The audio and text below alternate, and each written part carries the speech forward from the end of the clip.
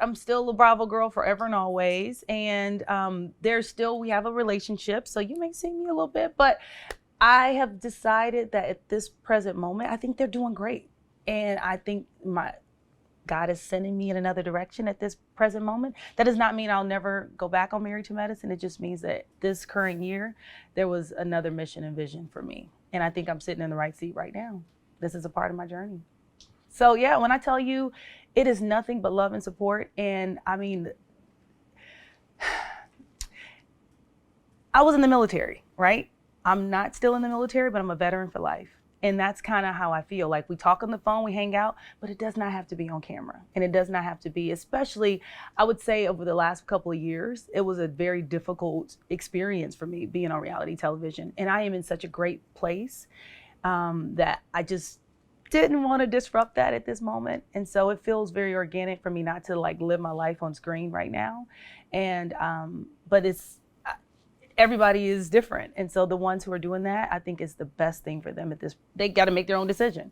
But for me, it just wasn't the right decision to be on camera. One thing that reality television makes you do is it makes you address things that you sometimes wouldn't address. Like, for instance, interestingly enough, with even this situation with my mom, we never talked about like her family history. We never talked about, even though I was there for her journey, when we came home, it wasn't like, okay, do you understand that I just went to a radiation treatment? Okay, you understand that I'm having chemotherapy and this is what's going on. It was almost like things happen and you don't really talk about it. You just like act like it didn't happen.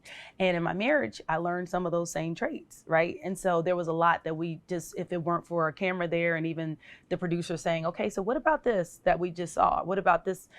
We would have continued in that same vein. And so it's difficult sometimes to have hard conversations. And it was no different in my marriage. And if it weren't for reality television, we wouldn't have ever done that. It's just not our natural tendency, right? You stay in the safe space, which is ease and comfort. And discomfort, we all shy away from it if we can. So when it comes to having a prophylactic mastectomy, it's not a decision to take lightly. And even when it comes to a diagnosis of cancer, right? You have to make, we call it precision medicine.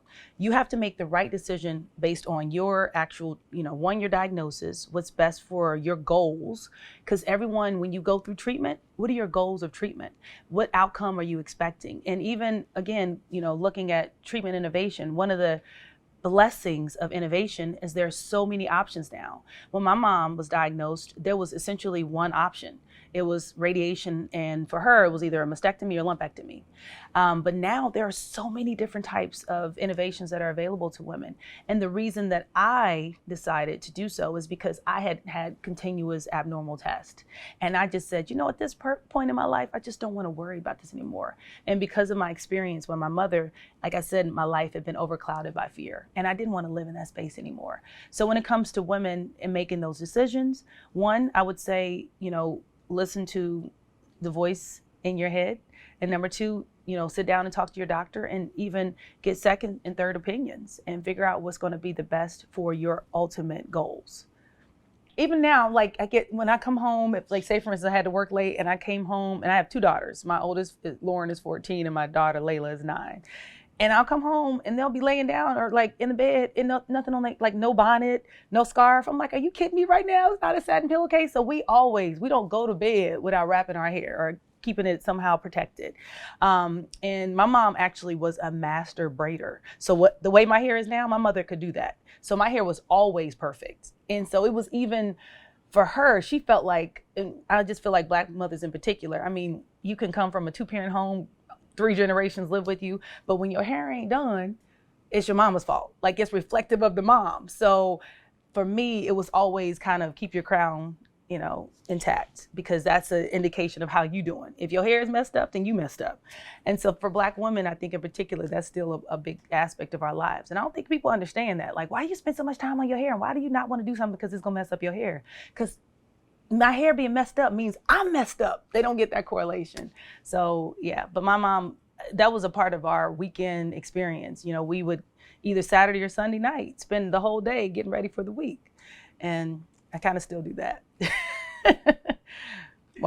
There's a whole, situation. We washing, conditioning, co-washing, twisting, braiding, and then, whole thing. So it's something that I've passed into my daughters, and especially now when they have such a multicultural friendship, like friend group, and I even have to explain to them like you can't do everything that you see other people doing, right? We got to do like my daughters swim, and so I'm like, you got to put your swim cap on, you got to protect your hair, you got to put something on it before you get in that water because you don't want to dry it out, and it's our journey. People don't have to understand, they don't have to get it. So I love salt and pepper growing up, and so anything salt and pepper.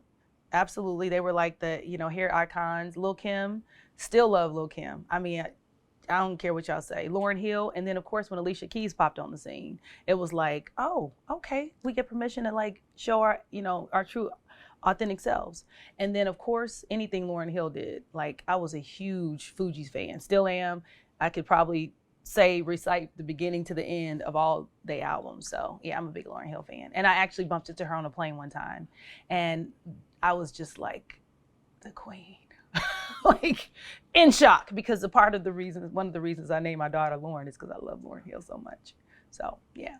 So it's almost like we used like MTV Raps and like, so all like the TV shows and stuff to glean what hairstyles we were gonna wear. Like, she was just like, I'm just trying to get to my seat. I was just like, oh, it's you. And she's like, yes, it's me. I'm like, it's you. Like, yeah, it was ridiculous. Because when people are like super famous like that, like they get it all day, every day. So it was just, for me, it was just unexpected. I was just like trying to figure out who was bumping in, who's coming down the aisle. And it was just the queen herself. My God, it's insane. Like whenever you'll see something like, for instance, the Met Gala or like some runway show, you're just like, oh, okay, so that hairstyle is back.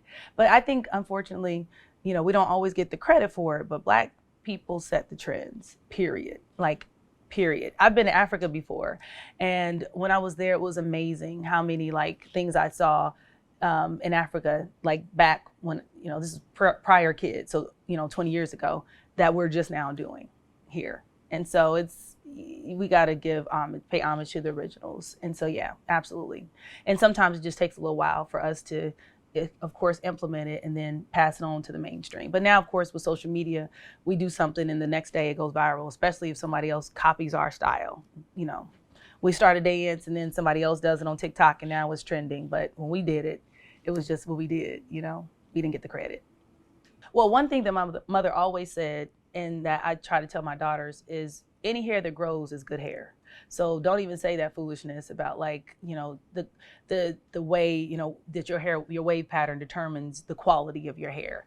And so that's one thing I do with my daughters is I just reinforce hair doesn't make you beautiful. And how you wear your hair is your choice, and your length of your hair is just, whatever goes, whatever you feeling is fine.